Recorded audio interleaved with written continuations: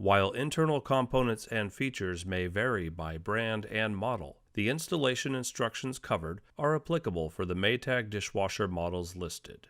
Model number may be found on the appliance's outer carton as well as on the interior left side of the tub. Warning: electrical shock hazard. Disconnect power before servicing. Replace all parts and panels before operating. Failure to do so can result in death or electrical shock.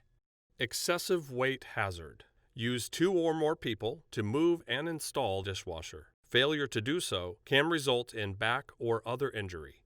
My name is Phil Lally. I'm the Product Service Manager for Whirlpool for the dish category, and today we're going to cover the new installation of a new model line we've got out that's going to launch in February of 2020.